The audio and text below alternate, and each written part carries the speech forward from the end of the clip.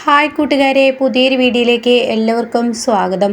അങ്ങനെ ശാലിനി വളരെ വിഷമഘട്ടത്തിലാവണം കേട്ടോ. എങ്ങനെയാണ് ഇപ്പോൾ കാർത്തികയെ കണ്ടെത്തുക, തൻ്റെ വിഷ്ണുവിനെ ഇതിൽ നിന്ന് എങ്ങനെ മോചിപ്പിക്കും, അതല്ലെങ്കിൽ CA ചന്ദ്രബോസിൻ്റെ അഴിക്കുള്ളിൽ കിടന്ന് ഇങ്ങനെ തൻ്റെ വിഷ്ണുവേട്ടൻ ഇഞ്ചിഞ്ചായി മരിക്കുമെന്ന് ശാലിനി മനസ്സിലാക്കണം കേട്ടോ. അങ്ങനെ ശാലിനി ഇങ്ങനെ പൊട്ടിക്കരയാണ്. അപ്പോൾ അങ്ങോട്ടേക്ക് ജഗദീപ് വരികയാണ്. അങ്ങനെ ജഗദീപ് പറയണേ, മേഡം ഇങ്ങനെ കരയരുതെന്ന് പറയുമ്പോൾ, എന്നാലും എൻ്റെ വിഷ്ണുവേട്ടന് ഈ അവസ്ഥ വന്നില്ലേ, വിഷ്ണുവേട്ടനെ ഞാനൊരു കളക്ടറായിട്ടും അയാൾക്ക് മുകളിലുള്ള പോസ്റ്റിൽ ഇരുന്നിട്ടും എനിക്കൊന്നും എൻ്റെ വിഷ്ണുവേട്ടനെ ചെയ്യാൻ കഴിയുന്നില്ലല്ലോ, എൻ്റെ വിഷ്ണുവേട്ടനെ ഇതിൽ നിന്ന് രക്ഷിച്ചെടുക്കാൻ കഴിയുന്നില്ലല്ലോ എന്നൊക്കെ ഇങ്ങനെ പറയുമ്പോൾ അത് മേഡത്തിൻ്റെ തോന്നൽ മാത്രമാണ് എന്ന് ജഗദീപ് പറയണം കേട്ടോ. അപ്പോൾ ഈ സമയം ശാലിനി ചോദിക്കുകയാണ്, എന്താ ജഗദീപ് നീ ഉദ്ദേശിച്ചത്, എനിക്ക് മനസ്സിലായില്ല. തീർച്ചയായും മേഡത്തിൻ്റെ കണ്ണിനൊക്കെ മഞ്ഞ ബാധിച്ചിരിക്കുകയാണ്, അതായത് പ്രേമം കൊണ്ട്. ഈ പറയുന്ന ഇവൻ പറഞ്ഞല്ലോ, അതായത് ഈ CA ചന്ദ്രബോസ് പറഞ്ഞല്ലോ പ്രേമം മൂത്ത് എന്നൊക്കെയുള്ള വാക്ക് പറഞ്ഞല്ലോ. സത്യത്തിൽ ഈ പ്രണയം എന്ന് പറയുന്നത് അത് വല്ലാത്തൊരു സംഭവമാണ്. മേഡത്തിന് വിഷ്ണു ബ്രോയോടുള്ള പ്രണയം കൊണ്ട് മേഡത്തിൻ്റെ മുന്നിലുള്ള വഴികളെല്ലാം അടഞ്ഞു കിടക്കുകയാണ്. മേഡം ഒന്ന് നല്ല രീതിയിൽ കണ്ണു തുറന്നാൽ മേഡത്തിന് തീർച്ചയായും വഴി തുറക്കപ്പെടും, വിഷ്ണു ബ്രോനെ രക്ഷിച്ചെടുക്കാൻ കഴിയുമെന്ന് പറയണ്ട. ഇത് കേൾക്കുന്ന ജഗദീപിനോട് ശാലിനി ചോദിക്കണേ, എന്താണ് നീ ഉദ്ദേശിക്കുന്നത്? അതെ, ഈ കാർത്തിക എന്ന് പറയുന്ന ആളുടെ ശരീരം കത്തിക്കരിഞ്ഞു, അവളുടെ ഡെഡ് ബോഡി കാണാൻ പറ്റത്തില്ല, അങ്ങനെയൊക്കെയല്ലേ ഇപ്പോൾ ഇവിടെ പറയുന്നത്. എന്നാൽ ആ പേരൻസ്, അതായത് ഇപ്പോൾ നമ്മുടെ അടുത്തോട്ട് മേഡത്തിൻ്റെ അടുത്തോട്ട് ഒരാൾ വന്നു എന്ന് പറയുന്നല്ലോ, അയാൾ പറയുന്നത് സ്വന്തം മകളെ കാണിച്ചു തരുന്നില്ല, ഹോസ്പിറ്റലുകാർ എന്തൊക്കെ കാണിക്കുന്നു മകളെ എന്നൊക്കെ പറഞ്ഞില്ലേ. അപ്പോൾ അതിൻ്റെ സത്യാവസ്ഥ ആ ഹോസ്പിറ്റൽ, അതായത് ആ മോർച്ചറിയിൽ പോയാൽ നമുക്കറിയാൻ പറ്റില്ലേ എന്ന് പറയുന്നേട്ടാ. ഇത് കേൾക്കുന്ന ശാലിനിക്ക് ഒരുപാട് ആശ്വാസമാവാണ്. ജഗദീപ് നീ ആൾ കൊള്ളാലോ, നീ എൻ്റെ തലയിൽ വരാത്ത ആ ബുദ്ധി നിൻ്റെ തലയിൽ എങ്ങനെ വന്നു എന്നൊക്കെ ചോദിക്കുമ്പോൾ, അതാണ് ചില സമയത്ത് ജഗദീപ് അങ്ങനെയാണെന്ന് പറയണ്ട. എന്നാൽ ഈ സമയം ശാലിനി പറയണ, ജഗദീപ് ഇനി ഒട്ടും വൈകിക്കാൻ പറ്റില്ല, ഇപ്പം തന്നെ നമുക്ക് മോർച്ചറിയിലോട്ട് പോകണം, ഈ പറയുന്ന കാർത്തികയുടെ ഡെഡ് ബോഡി കാണണം, കാർത്തിക ആണോ അല്ലേ എന്നുള്ളത് നമുക്ക് തിരിച്ചറിയണം, അവിടെ എന്താണ് സത്യത്തിൽ സംഭവിച്ചത് എന്നുള്ളത് ആ മോർച്ചറി നിരീക്ഷിക്കുന്ന ആ ഒരു സെക്യൂരിറ്റി ഉണ്ടല്ലോ, അയാളെ കൊടുഞ്ഞാൽ കിട്ടുമെന്ന് പറയാനിട്ടാ. ഇതേ സമയം ജഗദീപിൻ്റെ വാക്കുകൾ ഇങ്ങനെ ശാലിനിയുടെ ഒഴിഞ്ഞ നേരെ ഏരിയയിൽ നിന്നിട്ടാണ് മധുശ്രീ കേട്ടിട്ടുണ്ടാവും. അതായത് ശാലിനി ഇങ്ങനെ ജഗദീപ് ഒഴിഞ്ഞ ഏരിയയിൽ നിന്ന് സംസാരിക്കുന്നതാണ് ഇങ്ങനെ മധുശ്രീ കേട്ടിരിക്കുന്നത് കേട്ടോ. അങ്ങനെ മധുശ്രീ, ഈശ്വര, ഈ നാശം പിടിച്ചത് സുസ്മിത കേട്ടിയ ഈ നാശത്തിന് വല്ലാത്തൊരു ബുദ്ധിയാണല്ലോ, കാഞ്ഞ ബുദ്ധി തന്നെയാണല്ലോ എന്നിങ്ങനെ പറയുന്നു കേട്ടോ. അപ്പോൾ ഈ സമയം ഈശ്വര, ഇനിയിപ്പോൾ ഞാൻ എന്ത് ചെയ്യും ഇതിൽ നിന്ന് രക്ഷപ്പെടാൻ, ഇനിയിപ്പോൾ ആ മോർച്ചറിയിൽ പോയ സത്യങ്ങൾ ഈ ശാലിനിയുടെ കൂർമ്മ ബുദ്ധിയിൽ തെളിയുമോ? അവളുടെ ബുദ്ധി ഇപ്പോൾ നശിച്ചിരിക്കുന്നത് ഈ പറയുന്ന വിഷ്ണു ജയിലിൽ അകപ്പെട്ടത് കൊണ്ട് തന്നെയാണ്. അത് ജഗദീപ് പറയുന്നതിൽ സത്യമുണ്ട്. ഈ പറയുന്ന വിഷ്ണുവിനെ രക്ഷിച്ചെടുക്കാൻ ഇഷ്ടംപോലെ വഴികൾ അവളിലുണ്ട്, പക്ഷെ അവൾക്കത് കാണാതെ പോകുന്നത് അവളുടെ സങ്കടവും വിഷമവും കൊണ്ടാണ് എന്നൊക്കെ ഇങ്ങനെ കാർത്തികയും മധുശ്രീയും മനസ്സിൽ കരുതാണ് കേട്ടോ. അങ്ങനെ ഈ സമയം ഇങ്ങനെ ശാലിനി ഈ മോർച്ചറിയിലോട്ട് പോയിക്കൊണ്ടിരിക്കുകയാണ്. എന്നാൽ മോർച്ചറിയിൽ നിൽക്കുന്ന സെക്യൂരിറ്റി ആണെങ്കിലോ ആ കിടക്കുന്ന ഡെഡ് ബോഡികൾക്കിടയിൽ ഇരുന്ന് സുഖമായി ഇങ്ങനെ കുടിച്ചും കൊണ്ടിരിക്കുകയാണ് കേട്ടോ. അപ്പോൾ ശാലിനി ആണെങ്കിലോ മൊത്തത്തിൽ അവിടെ നിരീക്ഷിക്കുകയാണ്. അപ്പോൾ ശാലിനിയും ജഗദീപും കയറി വരുമ്പോൾ തന്നെ ഒരുപാട് ഡെഡ് ബോഡികൾ കിടക്കുന്നത് കൊണ്ട് തന്നെ നല്ല സ്മെല്ലുമുണ്ട്. അവരാണെങ്കിലോ ഇങ്ങനെ മൂക്കൊക്കെ പൊത്തിപ്പിടിച്ചാണ് വരുന്നത്.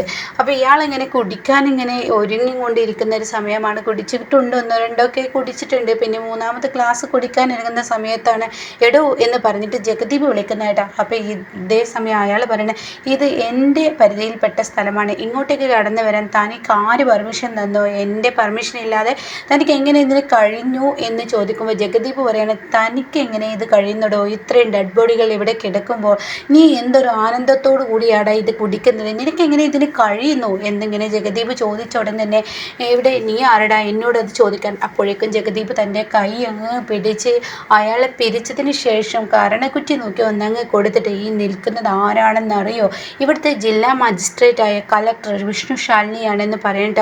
ഇത് കേൾക്കുന്നതിനോടുകൂടി അയാളൊന്ന് വിറയുന്നുണ്ട്. കാരണം അയാളുടെ സുബോധം തിരിച്ചു കിട്ടിയതുപോലെ അയാൾക്കാവാണ്, പേടിയാവാണ് കളക്ടറെ കാണുമ്പോൾ. ഉടൻ തന്നെ ശാലിനി ചോദിക്കുകയാണ്, മര്യാദക്ക് പറയടോ, എവിടെയാണ് ഈ പറയുന്ന കാർത്തികയുടെ ഡെഡ് ബോഡി? അത് മേഡം, അതിപ്പോൾ കാണിക്കാൻ പറ്റില്ലല്ലോ, അത് ഫ്രീസറിലാണല്ലോ. അങ്ങനെ പറഞ്ഞാൽ പറ്റില്ല, ഇപ്പം തന്നെ കാണണമെന്ന് പറയട്ടോ. അത് കേൾക്കുന്നതിനോടുകൂടി അയാൾ തപ്പിപ്പിടിക്കണം കേട്ടോ. എന്താടോ, അവളുടെ അച്ഛനും അമ്മയും കൂടി വന്നു കഴിഞ്ഞാൽ ഈ പറയുന്ന കാർത്തികയുടെ വേറൊരാളുടെ ഡെഡ് ബോഡി ആണെന്ന് വേറൊരു അച്ഛനും അമ്മയും സ്ഥാപിച്ചെടുക്കുമ്പോൾ ഇതെങ്ങനെ കാർത്തികയുടെ ആവും, എന്താണ് ഇതിൻ്റെ സത്യാവസ്ഥ എന്നൊക്കെ പറയുമ്പോൾ മേഡം എന്നോട് ക്ഷമിക്കണം, നെട്ടൂർ പാലത്തിനടിയിൽ നിന്ന് ഇങ്ങനെ ഒരു ഡെഡ് ബോഡി കിട്ടി എന്നുള്ളത് സത്യം തന്നെയാണ്. പക്ഷേ അത് കിട്ടുമ്പോൾ ആ കുട്ടിക്ക് യാതൊരുവിധ കുഴപ്പങ്ങളും ഉണ്ടായിരുന്നില്ല. പക്ഷേ ഇവിടെ ചില ആസിഡുകൾ ഉപയോഗിച്ച് അതിൻ്റെ ശരീരം മൊത്തത്തിൽ അങ്ങ് കളഞ്ഞതാണ് എന്ന് പറഞ്ഞിട്ട് മേഡം എൻ്റെ പണി പോകുന്ന ആ ഒരവസ്ഥയാണ് മേഡം, ഇത് പുറത്ത് പറയരുത് എന്നൊക്കെ ഇങ്ങനെ പറഞ്ഞിട്ട് ആ സെക്യൂരിറ്റി പൊട്ടിക്കരയുമ്പോൾ ശാലിനി ചോദിക്കുകയാണ്, താൻ ആര് പറഞ്ഞിട്ടാടോ ഇതിനൊക്കെ ഒത്താശ ചെയ്തത്? ഇവിടുത്തെ ഡോക്ടറാണ് ഇതൊക്കെ ചെയ്തു കൊടുത്തത്. ഇവിടുത്തെ ഡോക്ടർക്ക് 10 മടങ്ങ് കൈമടക്കുകളാണ് കൊടുത്തിട്ടുള്ളത് എന്ന് ചോദിക്കുമ്പോൾ ആരിത് ചെയ്തു? അതെന്ന് എനിക്കറിയില്ല. ഒരു സ്ത്രീയും ഇവിടുത്തെ CA ചന്ദ്രബോസും കൂടി വന്ന് ഈ പറയുന്ന ഡോക്ടറെ കണ്ടു. ആ ഡോക്ടറെ കണ്ട് അയാൾക്ക് പണം വാരിക്കോരി എറിഞ്ഞതിൽ ആണ് ഈ പറയുന്ന ഈ പെൺകുട്ടിയുടെ ഡെഡ് ബോഡി ഇങ്ങനെ ആക്കിയത്. മേഡം സംശയിച്ചത് ശരി തന്നെയാണ്. ആ അച്ഛൻ്റെയും അമ്മയുടെയും മകളാണ് ആ പെൺകുട്ടി. പക്ഷേ അത് നിങ്ങൾ പറയുന്ന ഇപ്പോഴത്തെ കാർത്തികയാക്കി ആ കുട്ടിയുടെ ശരീരം ഏകദേശം നിങ്ങൾ പറയുന്ന ഈ കാർത്തികയുടേതൊക്കെ ആണെന്ന് ഈ പറയുന്ന പെൺകുട്ടി പറയുന്നത് കേട്ടു. അതുകൊണ്ടാണ് മേഡം എന്നൊക്കെ ഇങ്ങനെ പറയണേട്ടാ. അപ്പോൾ ഇതൊക്കെ ഞാൻ ഒളിഞ്ഞു നിന്ന് കേട്ടതാണ് മേഡം. എൻ്റെ പണി പോകാൻ പാടില്ല എന്ന് വെച്ച് എൻ്റെ കുടുംബത്തിനും യാതൊരുവിധ പ്രശ്നങ്ങളും ഉണ്ടാവാൻ പാടില്ല. അവർ കാണുമ്പോൾ എല്ലാ ഗുണ്ടത്തലവന്മാരാണ് ഈ പറയുന്ന ആ പെൺകുട്ടിയും ഈ പറയുന്ന CA ചന്ദ്രബോസും. അതുകൊണ്ട് ഞങ്ങൾ പാവങ്ങളാണ് മേഡം, എങ്ങനെയെങ്കിലൊക്കെ കുടിച്ചു പോയിക്കോട്ടെ, അവരുടെ കാരുണ്യം കൊണ്ടാണ് എൻ്റെ കുടുംബമൊക്കെ പോകുന്നത് എന്ന് പറയുമ്പോൾ ഷാലിനി പറയണേ, എടോ താൻ ഇങ്ങനെയൊക്കെ തൻ്റെ കുടുംബത്തെ നോക്കിയിട്ട് എന്ത് കാര്യമാടോ തനിക്കുള്ളത്?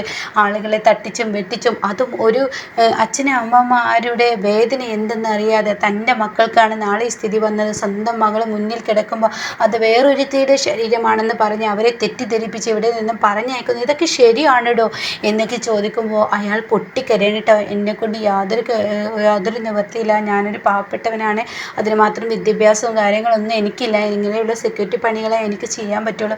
അതുകൊണ്ടാണ് മേഡം ചിലതൊക്കെ കണ്ടിട്ടും കണ്ടില്ലെന്ന് നടിച്ച് ഞാൻ ഇങ്ങനെയൊക്കെ പോകുന്നത്. മേഡം എന്നോട് ക്ഷമിക്കണം എന്നൊക്കെ പറയുമ്പോൾ ജഗദീപ് പറയണേ, മേഡം ഇനി ഇവിടെ നിന്ന് നമുക്ക് ബുദ്ധിമുട്ടേണ്ട ആവശ്യമില്ല, ഏകദേശം പണി നമുക്ക് മനസ്സിലായില്ലേ? നമ്മുടെ വിഷ്ണുപുരവിനെ മനഃപൂർവ്വം കൊടുക്കാൻ വേണ്ടി CA ചന്ദ്രബോസും മധുശ്രീ എന്ന് പറയുന്ന അവളും കളിച്ചതാണ്. അവൾ സുസ്മിതയേക്കാൾ വിഷജന്മമാണ്. അവളെ കണ്ടപ്പോൾ തന്നെ എനിക്കത് തോന്നിയതാണ്. എന്നാൽ സുസ്മിതയ്ക്ക് ചില നേരത്ത് പൊട്ടത്തരങ്ങളാണ്. ഇത്രയും കൂർമ്മ ബുദ്ധിയുള്ള ഒരുത്തിയെ ഞാൻ എവിടെയും കണ്ടില്ല, ഇത് വിഷജന്മമാണ് എന്നൊക്കെ ഇങ്ങനെ പറയണേട്ടാ. അങ്ങനെ ഇനിയും ഈ പറയുന്ന കാർത്തിക മരിച്ചിട്ടില്ല എന്ന സത്യം അതോടുകൂടി ഷാലിനിക്ക് ഒന്നും കൂടി ബോധ്യപ്പെടുമ്പോൾ ഇനി കളി വേറെ ലെവലിലാണ് കേട്ടോ ഷാലിനി കളിക്കുന്നത്. അപ്പോൾ ഇതുപോലെയുള്ള അപ്കമിങ് റിവ്യൂസ് കേൾക്കാൻ താല്പര്യമുള്ളവർ ചാനൽ സബ്സ്ക്രൈബ് ചെയ്യുക. അപ്പോൾ എന്തായാലും കാർത്തികയെ കണ്ടെത്തുന്നത് എങ്ങനെയാണെന്നുള്ളത് പറയാം. ഇതിനിടയ്ക്ക് വിഷ്ണു മരണത്തിലോട്ട് പോവാണ്, മരിച്ചു എന്ന് തന്നെ പറയാം. പക്ഷേ അവിടെ നിൽക്കുന്ന ഒരാൾ ഒരു കാര്യം പറയുന്നതിനോടുകൂടി സത്യഭാമയുടെ കണ്ണ് തുറപ്പിക്കുന്ന യക്ഷിയെ പോലെ തൻ്റെ വീട്ടിൽ നിന്ന് ഇനിയുള്ള ഷാലിനിയുടെ തലമുറകളെല്ലാം ആ വീട്ടിൽ നിന്ന് അടിച്ചിറക്കുമെന്ന് പറഞ്ഞ സത്യഭാമ ഇനി പൊട്ടിക്കരയാണ് കേട്ടോ ഷാലിനിയുടെ ആ പ്രവൃത്തി കണ്ട്. അപ്പോൾ ഇങ്ങനെ ഒരു സീനാണ് ഇനി വരാനിരിക്കുന്നത് കേട്ടോ. അപ്പോൾ എന്തായാലും അത് അടിപൊളി കിടുക്കൻ സീന് തന്നെയാണ് ഇനി ഓരോ എപ്പിസോഡിലും വരുന്നത്. ഇനി ഇവരുടെ ആ ഒരു യോജിക്കലുണ്ട്, അതിനാണ് ഇങ്ങനെയൊക്കെ പോകുന്നത് കേട്ടോ.